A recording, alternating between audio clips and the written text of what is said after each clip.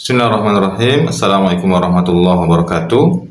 Siapa di antara teman-teman yang pernah mendengar kalimat bahwasanya hewan kurban akan menjadi tunggangan seseorang yang berkurban di akhirat kelak? Nah, apakah pernyataan ini benar? Apakah ini hadis Nabi Shallallahu Alaihi Wasallam atau bagaimana penjelasannya? Yuk kita simak penjelasan dari Ustadz Adi Hidayat. Assalamualaikum Ustaz. Waalaikumsalam warahmatullahi wabarakatuh. Semoga dibahas oleh Ustaz, insyaallah. Saya pernah mendengar bahwa kurban kita akan menjadi kendaraan orang yang berkurban saat di akhirat. Apakah benar Ustaz?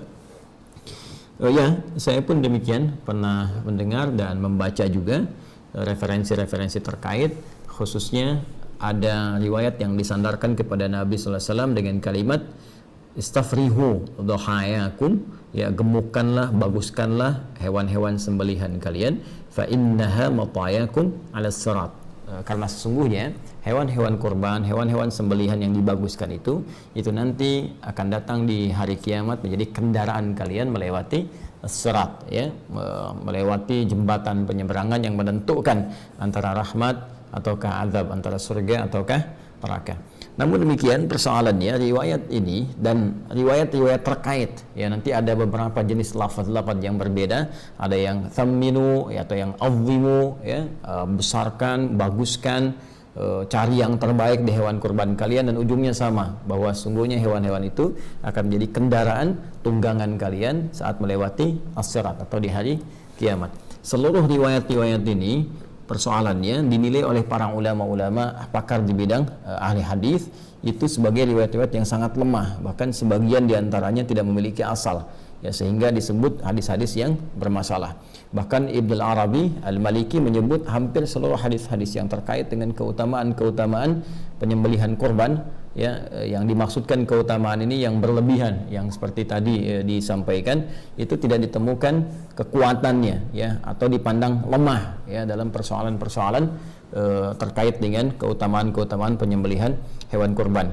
Di sini kita bisa temukan beberapa ulama mengomentari spesifik atas riwayat yang tadi disampaikan, seperti Al-Imam Ibnu Hajar Al-Asqalani dalam Talhisul Habir juga menyebut riwayat ini sangat lemah sekali. Demikian dengan misalnya As-Sakhawi, ya, As-Sakhawi pakar di bidang penelitian hadis, beliau punya kitab namanya Maqasidul Hasanah, juga senada dengan Ibnu Hajar Al-Asqalani, menilai hadisnya sangat lemah sekali. Demikian juga Al-Munawi dalam Faidul Qadir, beliau menyebut bahwa ini pun sangat lemah sekali. Dan beberapa ulama termasuk Al-Imam As-Suyuti juga beliau menilai bahwa hadis ini sangat lemah sekali.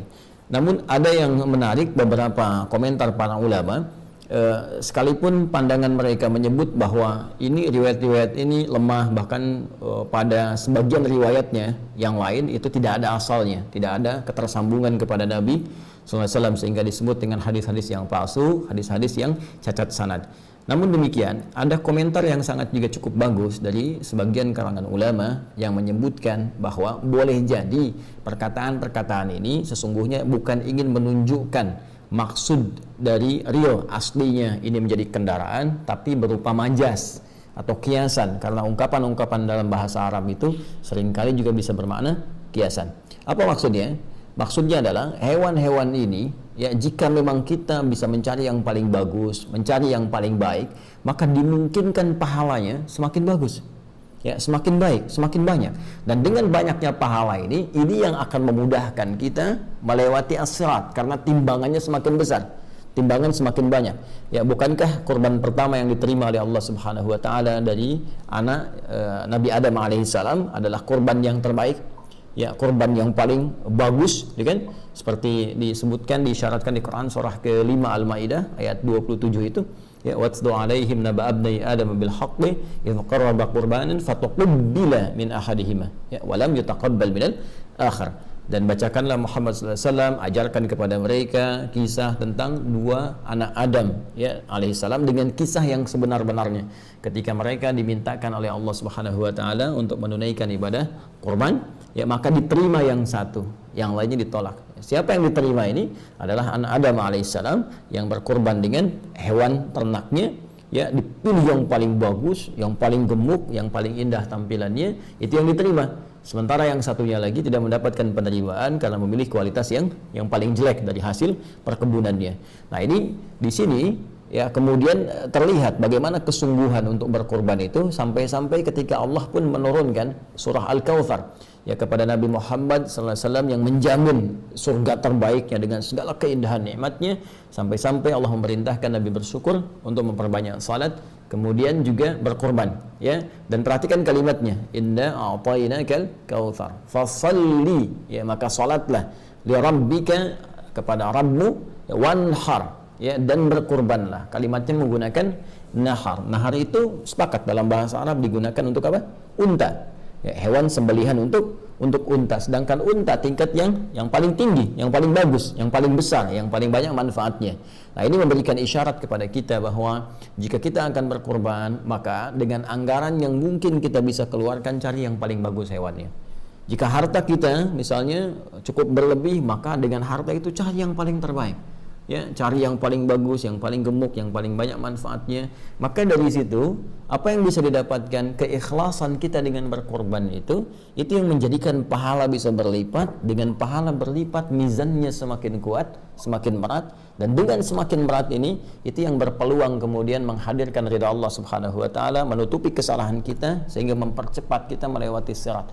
Barangkali ini yang dimaksudkan menjadi kendaraan dalam konteks amalnya, bukan konteks kemudian hewannya, karena Allah sendiri menyampaikan dalam surat Al-Hajj ayat ke-37, la yanalallaha luhumuha wala dima'uha walakin yanaluhut taqwa minkum. Yang sampai kepada Allah itu bukan dagingnya, yang sampai bukan darahnya, tapi yang sampai kepada Allah ketakwaan kitanya. Dan dengan takwa ini kendaraan terbaik dan pakaian terbaik yang kita kenakan untuk bisa menghadap Allah dan mempercepat kita melewati sirat guna menuju rahmat Allah Subhanahu wa taala, yaitu surganya. Walibasut taqwa dzalika khair, dan pakaian takwa itulah pakaian yang terbaik.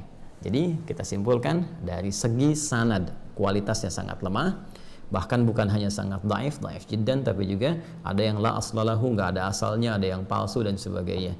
Tapi dari segi matannya, dari segi isinya, ada isyarat yang menunjukkan ini bermakna kiasan, dalam arti pemahaman memperbagus hewan kurban supaya pahalanya banyak, dan dengan pahala itu itulah kendaraan terbaik untuk menuju surga dengan rahmat Allah Subhanahu wa ta'ala. Saya kira demikian cara memahaminya.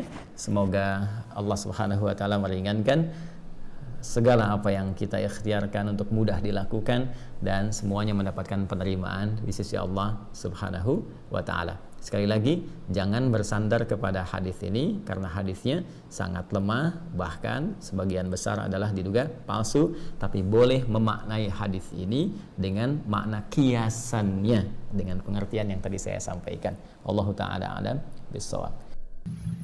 Nah, demikian penjelasan dari Ustadz Adi Hidayat. Mudah-mudahan bermanfaat dan kita bisa memahaminya. Assalamualaikum warahmatullahi wabarakatuh.